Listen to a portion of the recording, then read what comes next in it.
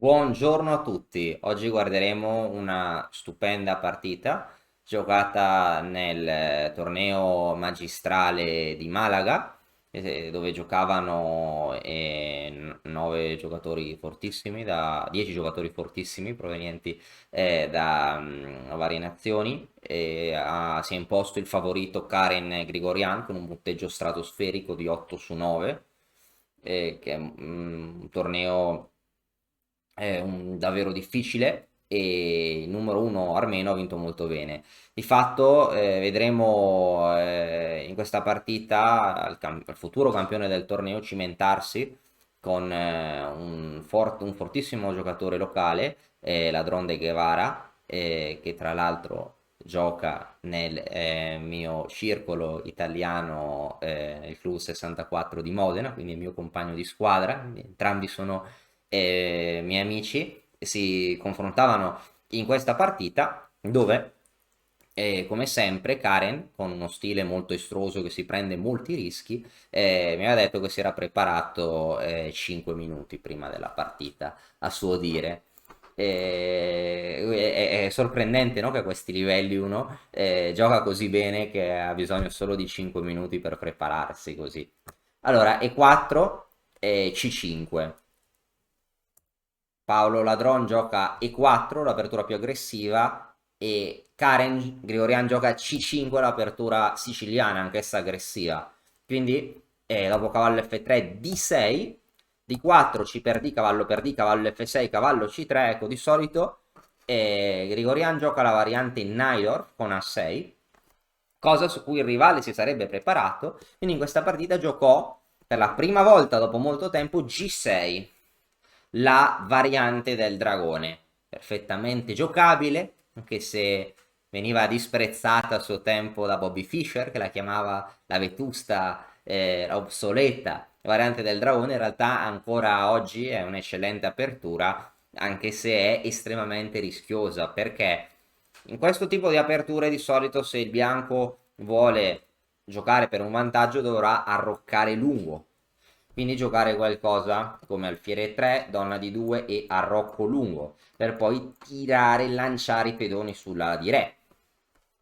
Il nero potrà mettere l'alfiere in fianchetto, da dove l'alfiere guarda minaccioso l'ala di donna. Il nero continuerà con mosse come cavallo C6, alfiere di 7, torre C8, l'alfiere converge su caselle come di 4, C3, B2. Il nero ha un pezzo che appunto sta bersagliando l'ala di donna, ma G6 è un obiettivo d'attacco. Appunto il bianco con un attacco pedonale nella di re potrebbe creare un punto di contatto in G6 ed aprire la colonna H per usarla per creare un attacco contro il re nero. Quindi un'apertura molto difficile. Di fatto la posizione risultante è complessissima, tanto che entrambi i giocatori, che sono entrambi fortissimi, si confonderanno, perché è davvero una posizione molto irrazionale. Bianco giocò alfiere G3, cosiddetto attacco inglese, alfiere G7, donna F3, che è uguale, cavallo C6, donna D2, arrocco, alfiere C4.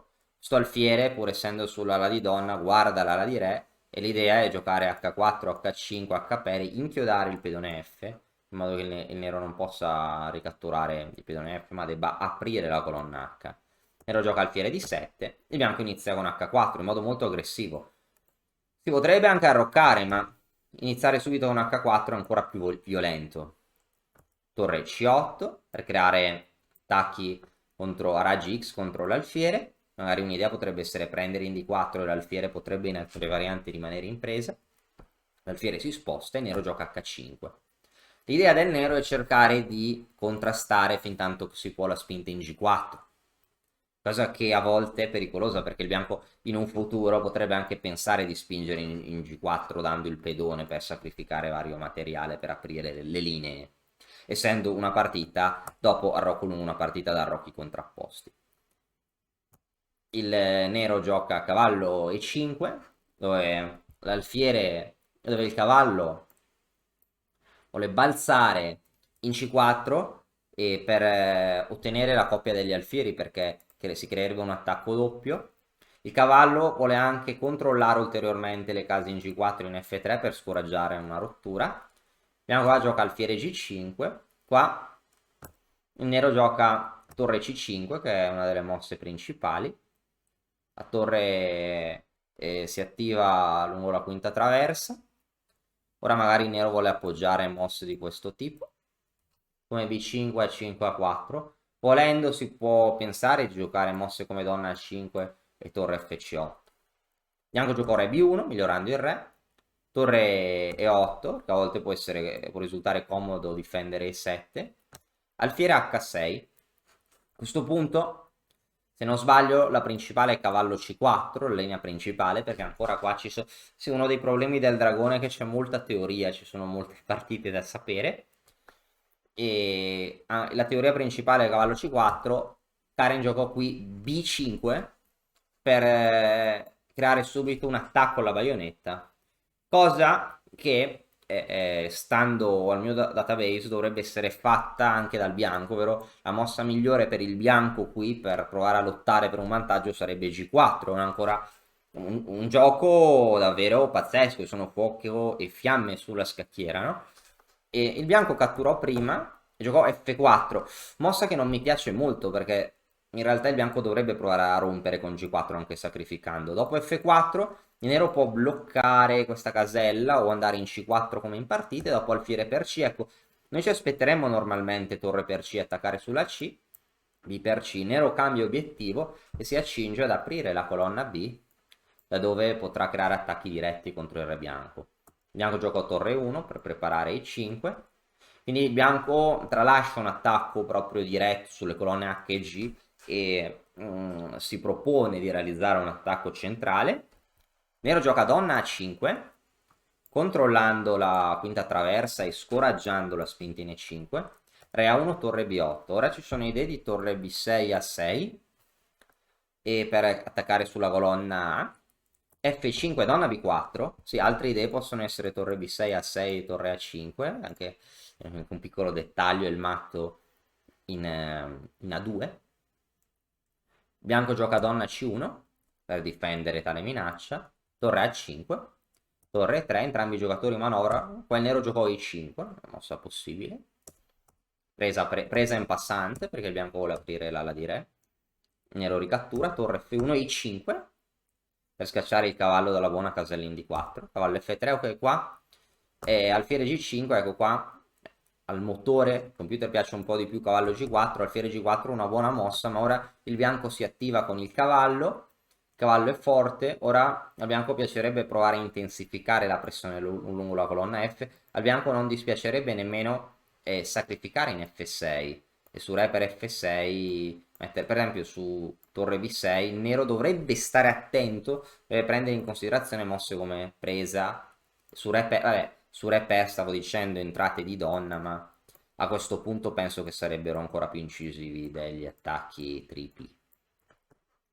Quindi lì il nero sposta la torre in difesa, bianco gioca torre 1, donna C5 e torre D1, mette la torre sulla colonna aperta ed è anche un trucchetto perché sembra che il nero possa catturare la qualità, ma seguirebbe cavallo E6 con doppio attacco. Il torre A6 giocò il nero e il bianco giocò cavallo D5. E a questo punto, dopo cavallo di 5, è una mossa che non mi convince molto. La posizione è molto complessa, anche il bianco ha le sue chance, ma questo cavallo è un ottimo difensore dell'ala di re, difende a 2.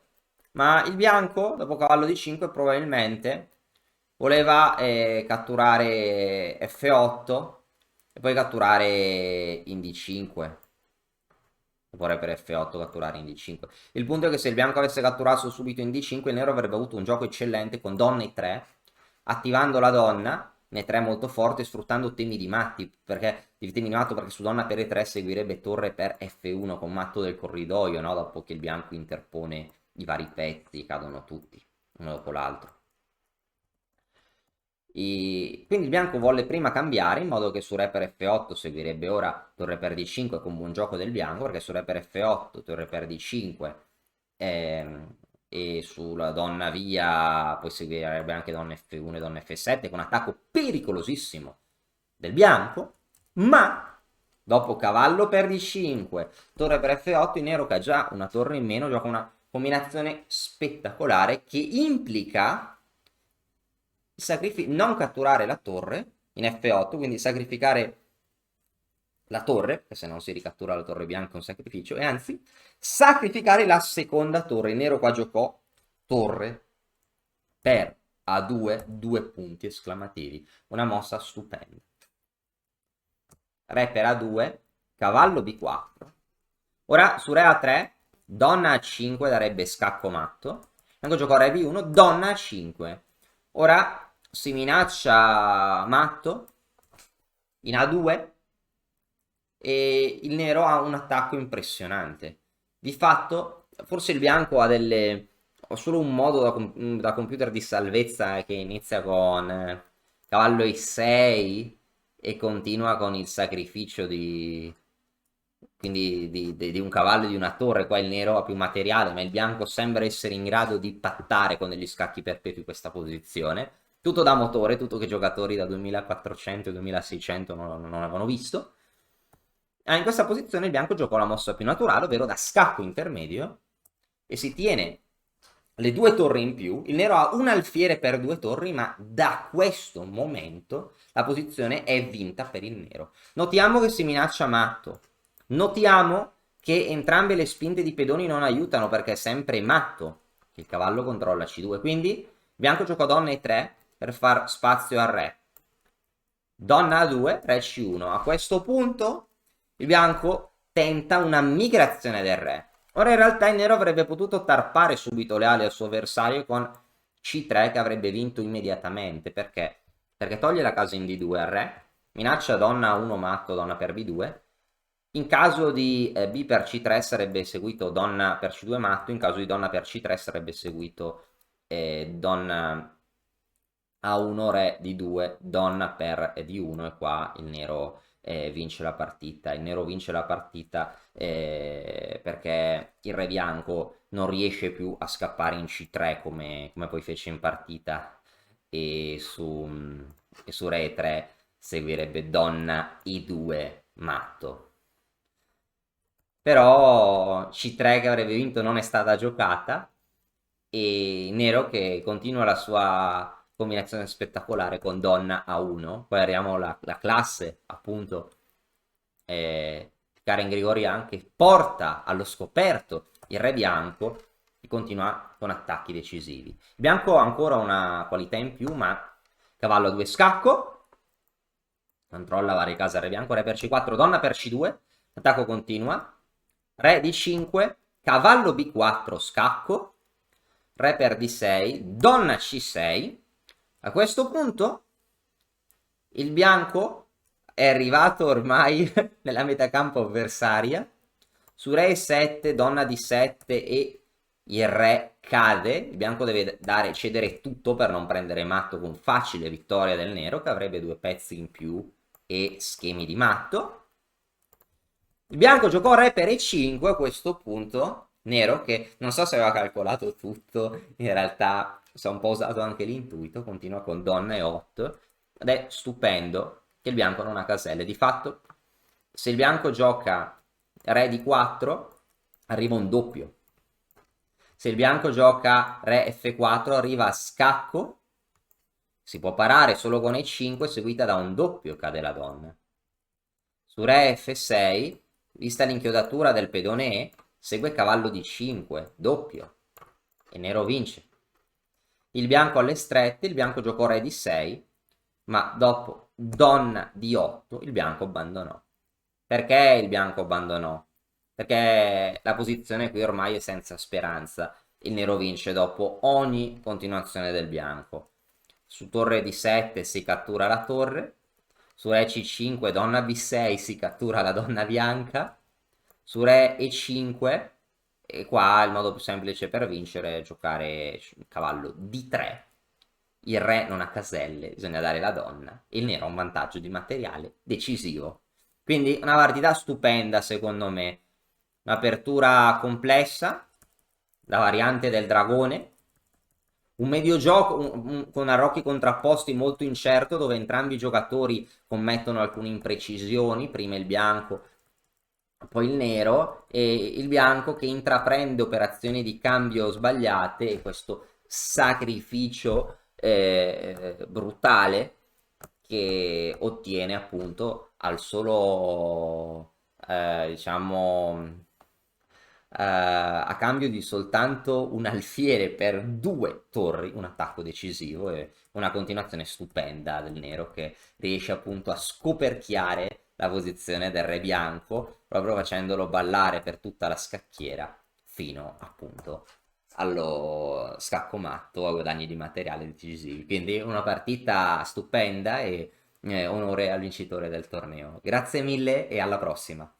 E ora per continuare che cosa posso fare? Beh, innanzitutto ti consiglio di iscriverti al nostro canale in modo tale da non perderti le nuove video lezioni. E poi puoi vedere il video che è stato più cliccato in questa settimana. Ci vediamo, ciao!